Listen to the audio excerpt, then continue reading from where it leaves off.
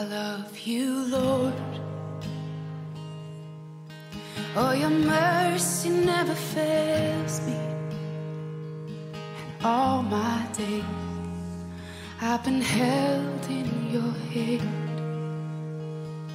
From the moment that I wake up until I lay my head, oh, I will sing of the goodness of God. 'Cause all my life you have been faithful, and all my life you have been so, so good. With every breath that I am able, oh, I will sing of the goodness of God. I love your voice. You will lead me through the fire, and in darkest night you were close like no other. I've known you as a father, I've known you as a friend, and I have lived in the goodness of God, yeah. And all my life you have been faithful. Oh, and all my life you have been so, so good. With every breath that I am able, oh, I will sing of the goodness of God, yeah. Your goodness is running after, it's running after me. Your goodness is running after, it's running after me. With my life laid down, I'm surrendered now. I give you everything. Your goodness is running after, it's running after me.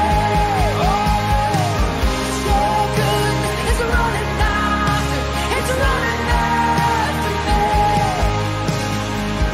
Your goodness is running after, it's running after me. With my life laid down, I'm surrendered now. I give you everything. Your goodness is running, it keeps running after me.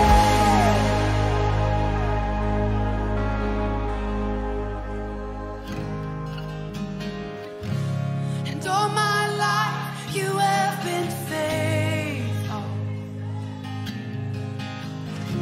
and all my life you have been so, so good. With every breath that I am able, oh, I'm gonna sing of the goodness of God. I'm gonna sing, I'm gonna sing. Oh, gosh, 'cause all my life you have been faithful, and all my life you have been so, so good. With every breath that I am able, oh, I'm gonna sing of the goodness of God. Oh, I'm gonna sing of the goodness of God.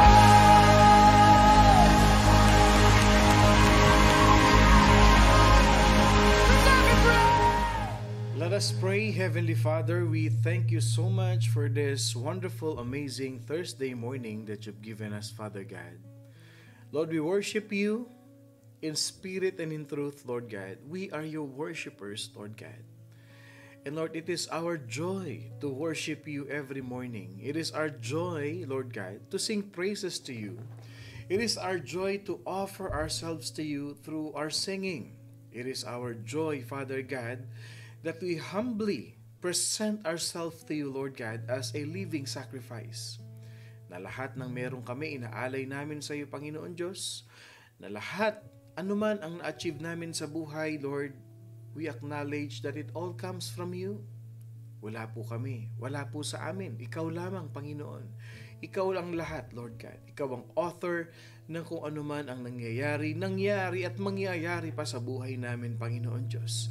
At naniniwala kami, Lord, na ang lahat ng ito, Panginoon, ay nakita mo na.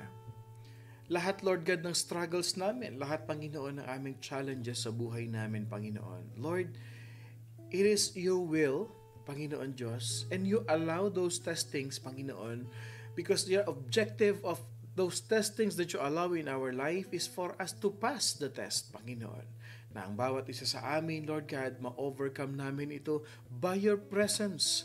Na ang lahat ng pagdadaanan namin, Panginoon, mapagtagumpayan namin. We will come victorious, Panginoon Diyos, sa lahat ng bagay na ito. Ganyan kakabuti, ganyan kakabait sa amin, Panginoon, na sa lahat ng bagay ay nadyan ka po sa aming tabi. Lord, maraming salamat for this day. Giving us new life, giving us new strength, new opportunities, Lord God, to achieve victory in our circumstances.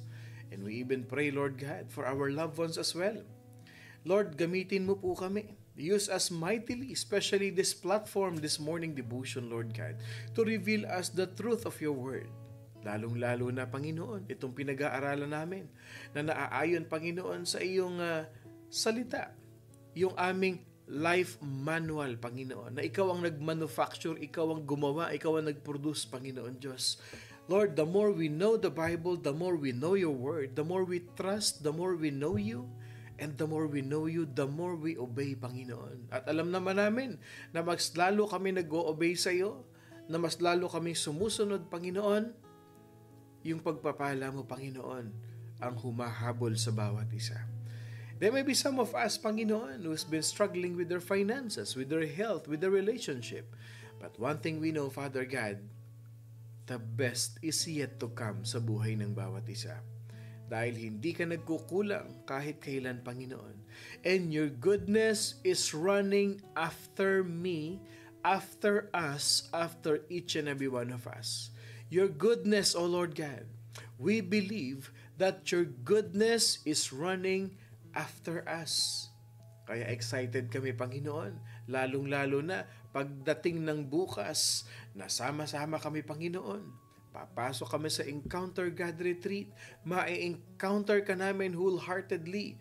Na ang encounter na ito, Panginoon, will bring joy, glory, Panginoon, into your most holy name. Dahil matutuwa ka na lahat kami, Panginoon, we will grow deeper in the knowledge of your truth. At marami sa amin, Panginoon, na makapagpapatunay nito, mga nag-encounter na-experience nila, Panginoon, kung paano ka kumilos, kung paano ka, Panginoon, gumalaw sa buhay namin. Lord, hold us, teach us, mold us. Salamat, Panginoon. Kasi kung kami lang ang magtitiwala sa pagkapit namin sa iyo, matagal na kaming nahulog. But it is the truth that we are holding in you, but you are holding us, Panginoon. Kasi pag ikaw ang humawak sa amin, Panginoon, hindi mo kami nabibitawan. Salamat, Lord God, for this wonderful day. Bless us with your presence. Bless us with your provision, Panginoon, especially ang morning devotion. Be with us in every step of the way. We rebuke and cast out all the works of the enemy, Panginoon, na sumisira, Panginoon, sa morning devotion. We rebuke the works of the enemy na sumisira sa iyong mga lingkod, Panginoon. We rebuke the works of the enemy na sumisira, Lord God, na hinahadlangan ang pagpasok namin sa encounter. That they are hindering people, Panginoon, to proceed and go to the encounter, Panginoon. Lord, we rebuke them. And we pray for them, Panginoon Diyos. Give them that light, Panginoon, that they need in their life. Lord, we rebuke and cast the works of the enemy in all aspects, in all areas of our life. That nothing will dwell but your holiness and your Holy Spirit. Continue, Lord God, to be with us Sa maiksing oras na ito, Panginoon, let your name be glorified and your presence be magnified in the midst of us. As we pray all of these things, in the name of the Father, the Son, and of the Holy Spirit, in Jesus' mighty name, this is our prayer. And all God's people say, Amen and Amen and Amen. Magandang umaga pong muli sa inyong lahat. Ako po si Pastor Bong, bumabati na isang mapagpalang Thursday morning sa ating lahat. Our verse for today, again, there is power in repetition, mga kapatid. 2 Timothy chapter 3, verse 16 to 17. All scripture is God-breathed and is useful for teaching, rebuking, correcting, and training in righteousness, so that the servant of God may be thoroughly equipped for every good work. So that the servant of God may be thoroughly equipped for good work. God breathed His scripture so that the servant of God, mga kapatid, yun yung verse dun yung catch dun may be thoroughly, hindi lang equipped, thoroughly. Ibig sabihin yan, in every details, you will be equipped para saan? For every good work. Okay, balik tayo ngayon. As we continue our learning from yesterday, let us have some quick recap. Okay, kahapon, I have given you some what we call 17 prophecies in the Bible. Bakit kamo? Kasi the Bible passes the prophecy test. Yes, maraming test ang ginawa sa Bible for the inerrancy of the Bible, for the accuracy of the Bible, kasi ang tao masyadong matalino. Gusto nilang patunayan at maraming gustong patunayan na ang Bible ay mali, na ang Bible ay inaccurate, na ang Bible hindi totoo. Maraming gustong patunayan ang mga tao na ang Bible half truth, half errors. Ganyan ang nature ng tao. They will always try to be like God. They want to overcome God and they want to top o overtop God. Gusto nilang lampasan ng Panginoon Diyos with the terms of knowledge, when in terms of actions, in terms of ways, and in terms of scientific truths and experimentations. Kaya ang dami nilang ginawang test sa Bible. Nagkaroon sila ng mga tinatawag na scientific test, yung mga tinatawag natin, yung pinag-aralan natin, yung proofs of biblical inspiration, yung archaeological test, historical test. Isipin niyo, inalam nila talaga kung ano mga nangyari. They really did a lot of research just to prove if those people existed, if those events, if those happenings in the Bible existed talaga. Yung tinatawag na historical test and archaeological test based on artifacts that they will gather. It passes the test. Pumasa ang Bible. Even in scientific test na ang mundo ay bilog, how can these people can prophesy that the world is that the earth is round, na sinabi ni Isaiah, and even Abraham declares, di ba, na ang stars ay sinulat ni Abraham that the stars are what? Innumerable, hindi mo mabibilang. And in Genesis 15, di ba? Sinabi, and then si Job, that the earth walang humahawak. The earth suspends over nothing. Walang pinapatungan. How can they know that? God knows it, and it's because it is a word of God, salita ni Lord na pinasulat sa mga tao, accurate. It passes the scientific test.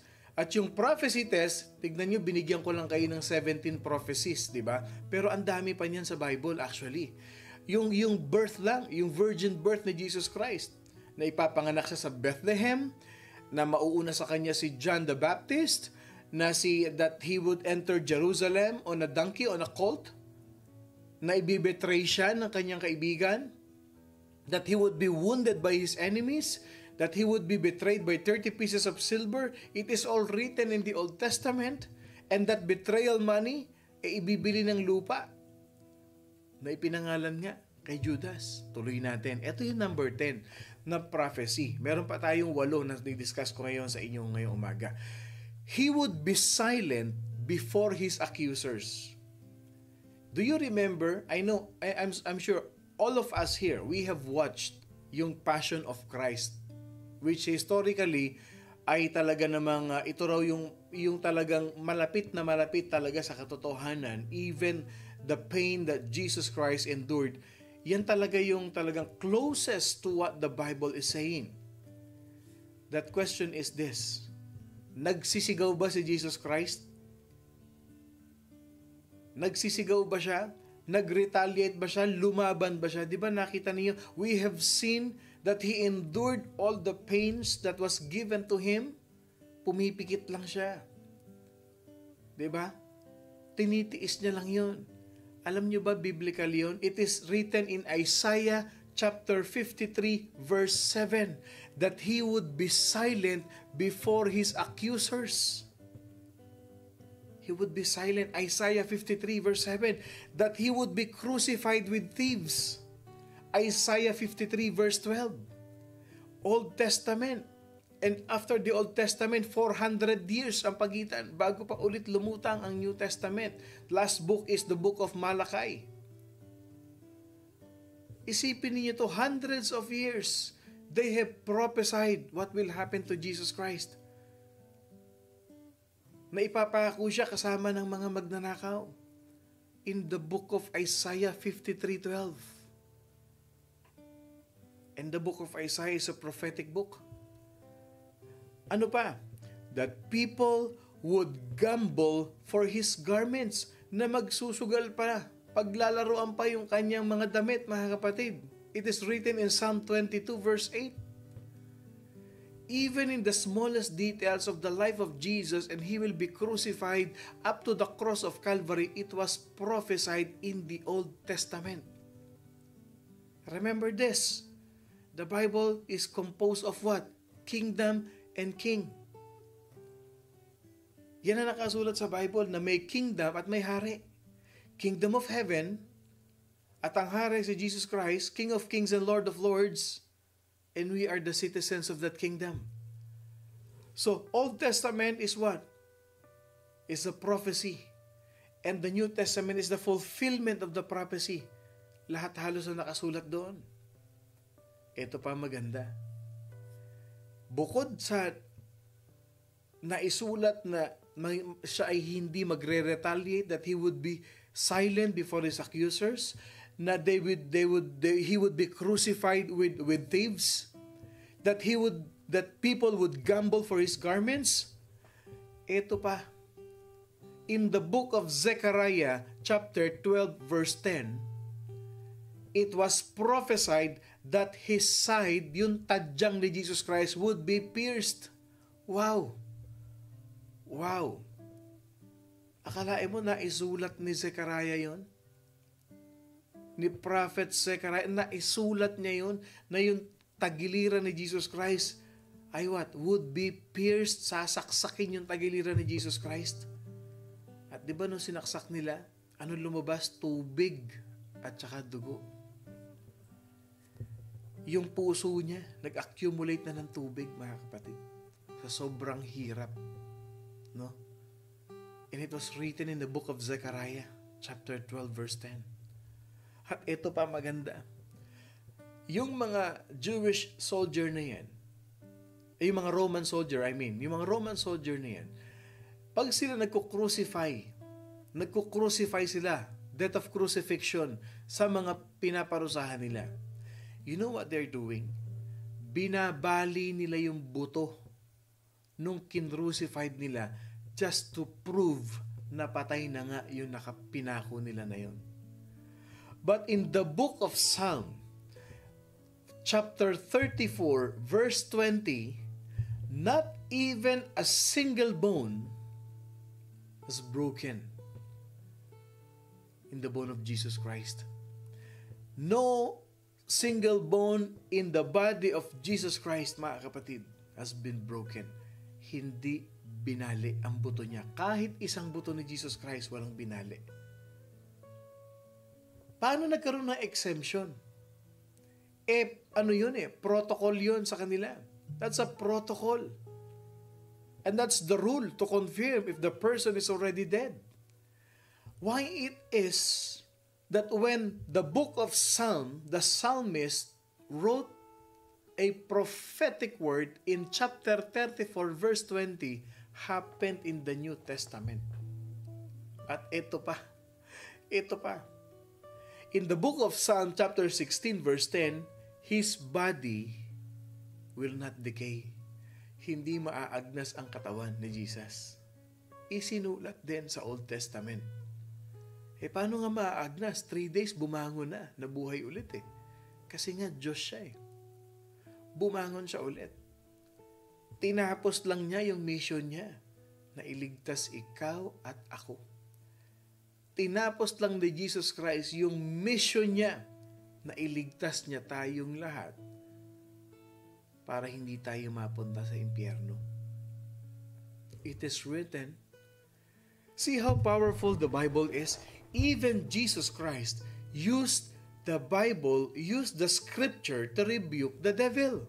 Remember when he was tempted? It is written, it is written, it is written. Ibig sabihin, yung Old Testament na yan, pinasinayaan na yan. Pinatunayan na ni Jesus Christ yan, na legit yan. That because He Himself, Son of God, King of Kings, Lord of Lords, quoted the scripture to rebuke the devil, Panginoon. Mga kapatid. What else? Alam niyo ba pati yung paglilibingan ni Jesus Christ na-prophesy na rin? Yes. It has been prophesied in the Old Testament. In the book of Isaiah, chapter 53 verse 9, that his burial, yung paglilibingan niya, is in the tomb of a rich man. Kanino yun? Kay Joseph of Arimathea. Mayaman yun. Best friend ni Nicodemus yun. Pagtapos sa encounter natin, mga kapatid, I will be starting a series of these people. Yang si Nicodemus, si John, si Mary. Maiintindihan yung lahat yan. Anong significant ng mga taong ito? Bakit si Nicodemus mayaman? He's a rich man. He is the rich young ruler. But why is it that he lost his tomb at yung tomb ni Joseph of Arimathea ang pinagamit niya kay Jesus Christ? Malalaman niyo yan. Na-prophesy din sa Bible, mga kapatid, sa Old Testament, sa Isaiah 53:9. Ano pa? In the book of Amos, chapter 8, verse 9, darkness would cover the earth. Wow. Nakita ninyo? Nung namatay si Jesus Christ, hindi ba? Nagdilim ang langit. And it is written in the book of Amos, chapter 8, verse 9.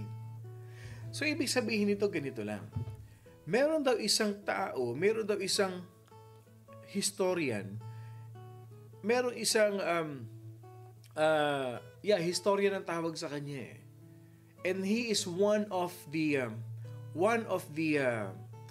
people who research and made a very thorough study about the Bible.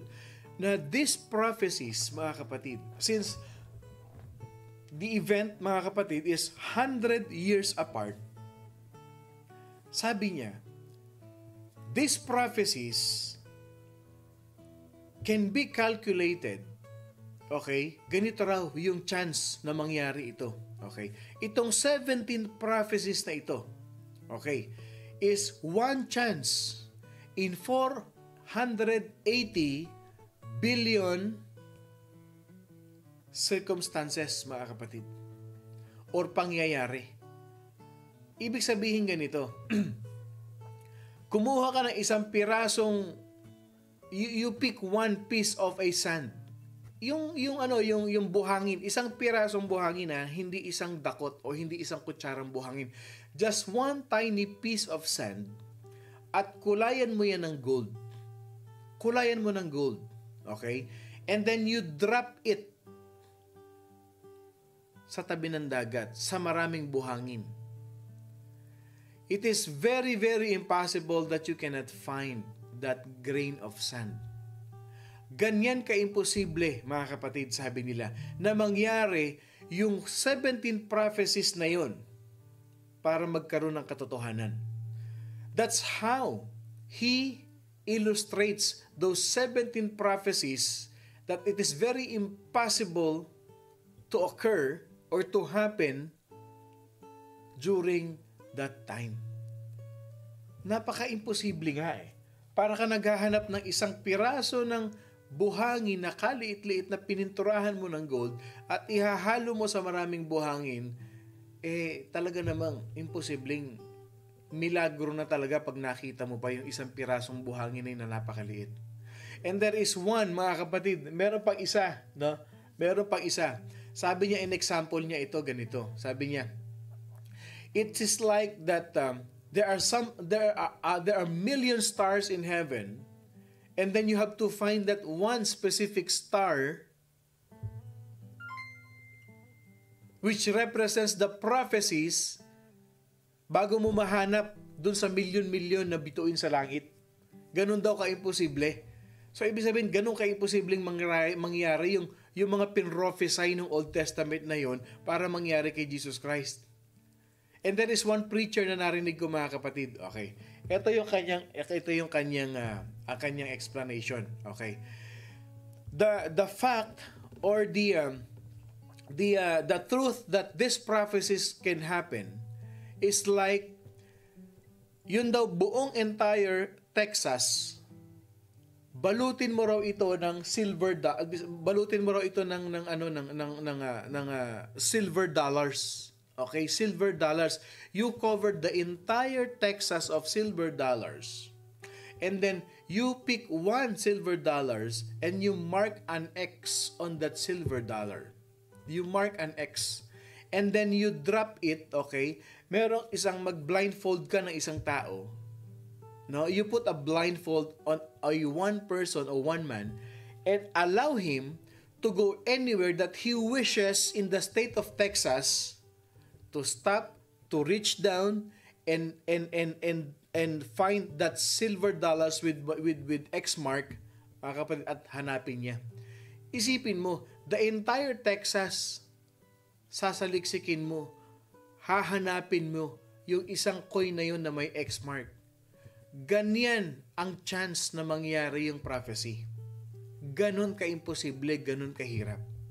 Church, the chance to find that silver dollar with X is very rare and very impossible to find. Napakahirap.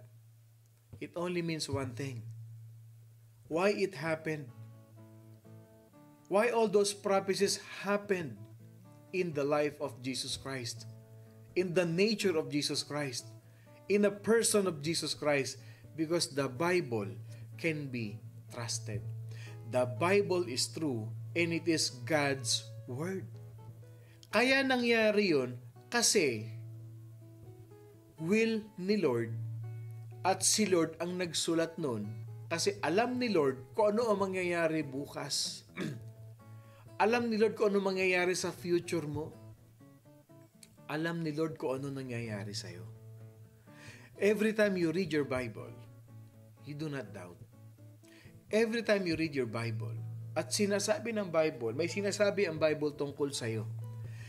The Bible is saying something that really pertains to what you are experiencing in life. It only means one thing, hindi aksidente yon.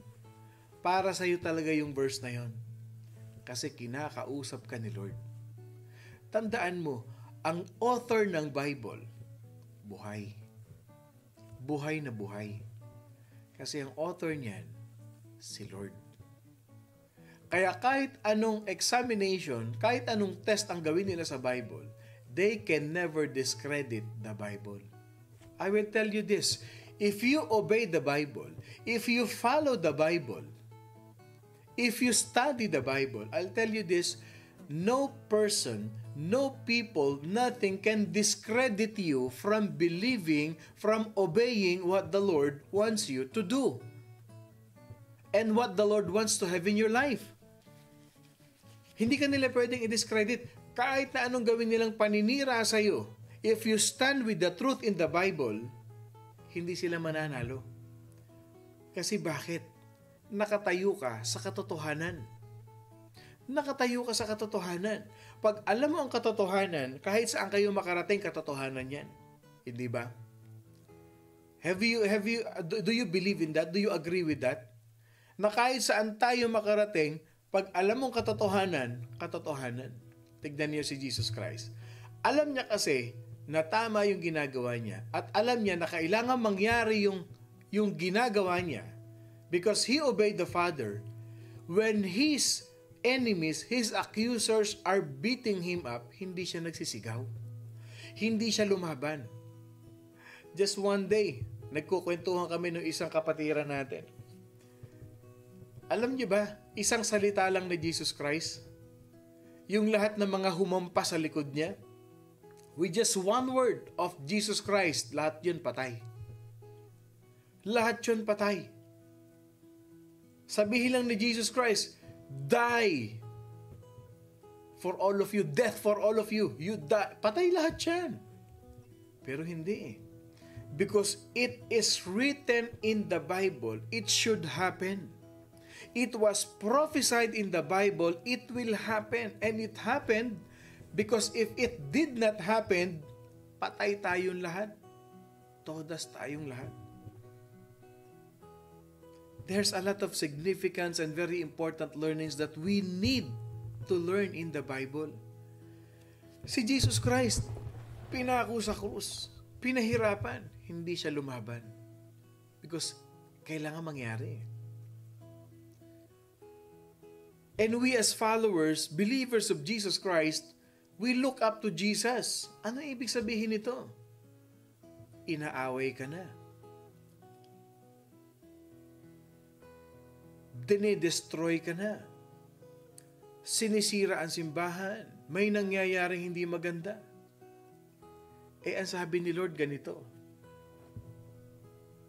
the battle is mine, not yours.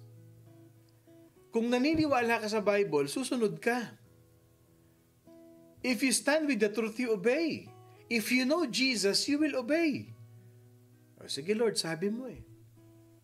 Kayo na pong bahala. Sabi nga ni Jesus Christ, ako nga, binugbog nila, hindi ako kumibo eh. Ako na lang tignan mo, anak. Marami sa ating ganyan. Ang buhay natin, punong-puno ng challenges. Mapa church, mapa trabaho, mapunta man sa bahay, anumang relationship natin, sa buhay natin. There are times in our life that people will destroy us, that people will talk behind us, that people will what? Accuse us, people will what? Argue with us. But you have the Bible. You read the Bible, and you see the Word of God. Sabi ni Lord, don't be foolish. Hayaan mo ako. Kaya alam niyo mga kapatid, the Bible is accurate, the Bible is true, the Bible is perfect. At lahat ng sinasabi ng Bible, manual ng buhay natin yan. Lahat ng sinasabi sa Bible, pag sinunod mo yan kapatid, I'll tell you this, you will never go wrong in life. And it will guide you. Sabi ng Bible, be still and know that I am God. That's one very good reason for us why we should read the Bible. So that we can endure the hardship of life. So that we can endure the challenges of life. So that we can endure, mga kapatid, lahat ng dumadaan sa buhay natin. If you believe that God is with you, who can be against you? Yun ang maganda ron eh. That's the catch of it. That's the learning of it. Who can be against you? Magdiwang man sila dito sa lupa, magdidiwang ka naman sa langit. Mag-celebrate man sila dito sa lupa, magse-celebrate ka naman sa langit one day. The Bible can be trusted, mga kapatid. Why? Because it passes the unity test. Akalain nyo may unity test pa pala? Yes! What God begins in the book of Genesis, He ends in the book of Revelation. Nakita ninyo yung unity test na ang Bible, ang kanyang mga salita, hindi nagko-contradict with each other.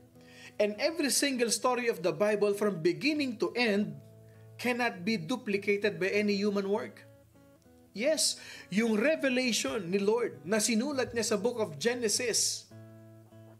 You look at the book of Revelation, there is unity with His Word. In spite of the fact that it took 1,500 years to write the Bible, it is the unfolding of a single story from beginning to end. Sino? Si Jesus Christ. Yan ang unity test from the book of Genesis up to the book of Revelation. Si Jesus ang bida sa Bible. Walang ibang bida dyan. Si Jesus Christ lang yan, mga kapatid. At eto pa. Lastly, mga kapatid. Ano pa yung test na ginawa nila sa Bible? It passes the honesty test. It passes the honesty test. Alam niyo ba, yung mga historical books na yan, before it will be launched or published, ang daming test ang ginagawa dyan. Totoo ba yan? Yung mga sinabi mo dyan sa libro na yan, baka ma-mislead ang mga tao. Especially kung halimbawa, meron ng isang history book na naisulat na for many years. There is already a existing history book and then magkakaroon ka ng revision. Aba, teka muna. Pag sinabi mong revision, meron kang ni-revise, may binago ka. Let's look at that revision first if it is accurate. Kasi meron nang naisulat na bago. Meron nang nangyari. Ngayon ganito, they did a honesty test with the Bible kung talagang totoo ba ang sinasabi ng Bible. Kung meron bang tinatago, meron bang pinagtatakpan ang Bible. Is there any person in the Bible, is there any fact, any stories in the Bible which is untrue? O iniba lang ang istorya para lang maging makatotohanan? Kaya sabi nila, this is not merely a human book. Hindi lang ito basta libro na sinulat ng tao. Because why? Honest ang Bible. Yes. Paano nating mapapatunayang honest ang Bible? Because even the failures of the men of God, the failures of the Bible characters in the Bible were written in every pages. Lahat ng mga nagkamali, lahat ng sumablay. Akala mo ba ikaw lang ang hari ng sablay? Hindi lang tayo ang hari ng sablay.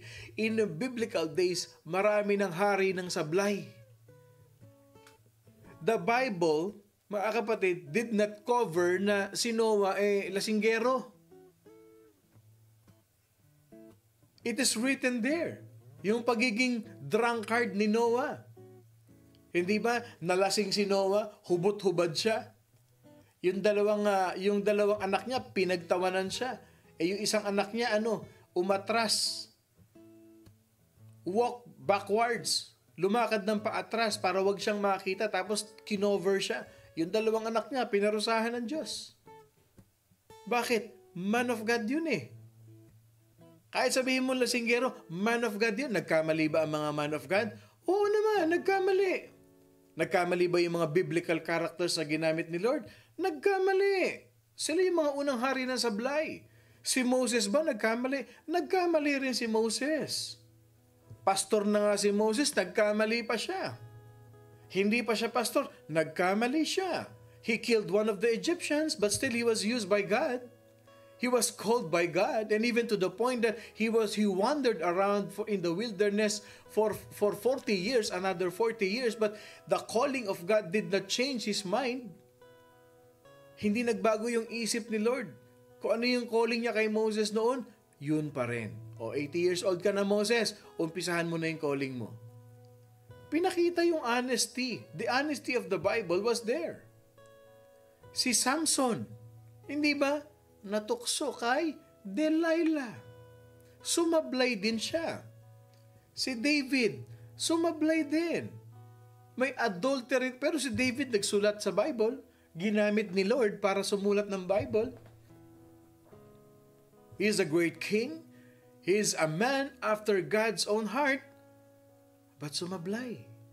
Nagkamali. Nabago ba ang isip ni Lord? Hindi. Kung tutuusin, kung perfection ang pag-uusapan, I'll tell you this. These people do not have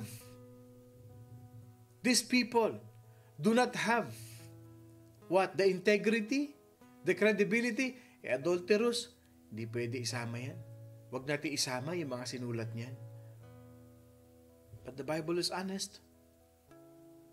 Si Elijah na depressed. Sabi niya, Lord, patayin mo na ako. Papatayin na din lang nila ako, patayin mo na ako. Sabi ni Lord, huy, tumayo ka dyan. Kumain ka, lumabas ka at dadaan ako. Diba? Si Peter, na mas worse pa yung ginawa niya kaysa kay Judas. Si Peter na lang dininay si Jesus Christ. Bakit pumasa ang Bible ng tinatawag na honesty test? Because the Bible tells the truth from cover to cover. Walang tinagtatakpan ang Bible. Same thing in us. It only teaches us one thing. Ganito yan. Honesty test in the Bible. You be honest with the Bible. You be honest to the Lord. You confess your sins to God. No matter how ruined your life is, the Bible, the Word of God, will tell you that God will use you. Kasi kung perfection test lang, hindi qualified to mga tao na to. Si Lord nga, hindi sila ginudge. Who are we to judge? Who are we to judge? Let's just be honest, mga kapatid. Let's just be honest. That's the honesty test. Anong pinapakita ng Lord dito? Bakit despite of the errors and the mistakes of these people, God still used them? It only means one thing. And even genealogy ni Jesus Christ. There are many people. Si Jacob na lang, a deceiver. Hindi ba? Si Ruth. At kung sino-sino pa. Mga biblical characters ng Bible. Why does God use people who failed many times? Alam niyo kung bakit? Because you might be a failure in your life, but I'll tell you this. Because the Bible is honest, and you be honest to God, God will use you. Kahit ano pa nakaraan mo. Kahit gaano ka pa kasama, kasablay, you can never change God's mind para gamitin ka niya. Para gamitin ka niya, mga kapatid. The Bible tells the truth. So we are all be inspired. Kahit gaano ka pa kasama. Huwag kang magtaka kung balang araw, cell group leader ka. Huwag kang magtaka balang araw, baka nagtuturo ka na ng Bible study. At huwag kang magtaka balang araw na maging pastor ka, na maging mangangaral ka. These people were condemned by people. These people were destroyed by many people. These people in the Bible, mga kapatid, huwag ka na magtaka. Kasi even Jesus Christ Himself was accused by many people. But as long as you know the truth and you stand with the truth of the Word of God, hindi mo pakikialaman, hindi mo papansinin ang mga sasabihin nila. Because what matters to you is your honesty. What matters to God is your honesty to His Word. Because He is honest to us. The Bible can be trusted. There are many other areas in which the Bible can be put to test. And I just want you to know this. The Bible passed all the tests with flying colors pa. And no human book could ever accomplish what the Bible has accomplished. So itong umaga na ito, at bukas i-wrap up natin yung series natin na ito, mga kapatid. It only shows one thing. That we have in our hands, na nasa kamay natin, yung Bible mo, yan, yung hawak mo ngayon, yung Bible mo na yan. That Bible that is in your hand, that Holy Bible, is a divinely inspired book, Word of God. Divinely, holy, inspired by God. Yung hawak mo na yan. Bukas mga kapatid, we will learn the product of biblical inspiration. We know that inspiration is, alam na natin, and we can see God's fingerprints all over His Word. If we accept the Bible as the inspired Word of God, ano ang maibe-benefit nito sa atin? Ano ang maituturo nito sa atin? What can we take away from such an examination of those things that they did with the Bible? And what's left with us are 3 precious truths. Ito yung 3 product ng biblical inspiration that we must never taken for granted. Yan 3 yan ang pag-aaralan natin bukas. The product of biblical inspiration. The 3 truths that the Bible produces to inspire us. Yan ang pag-aaralan natin bukas as we end up our series in All Scripture is God-breathed. Let us pray. Lord, thank you po, Panginoon, sa umagang ito. Maraming salamat, Lord God, for your presence, for your knowledge, for your wisdom that you imparted to us, Lord God. Salamat po sa mga anak mo na naglaan ng oras upang makinig, Panginoon, sa iyong katotohanan. We praise you, we honor you, declaring provisions, Lord God, sa lahat ng anak mo sa morning devotion. Lord, bless us mightily. Let your traveling mercy be upon us, Panginoon, and we claim victory, Panginoon, sa aming Encounter God Retreat sa umpisa sa bukas, Panginoon Diyos. Lord, guide us, Lord God, and may you bless the works of our hands, Lord. We give you back all the glory and honor. In Jesus' name we pray. And all God's people say, Amen and amen and amen. Magandang umaga pong muli sa inyong lahat. Ako po si Pastor Bong. Bumabati ng isang mapagpalang Thursday morning sa ating lahat. Lagi niyong tatandaan, read your Bible daily. At huwag kakalimutan, we are blessed by God. I love you mga kapatid with the love of the Lord.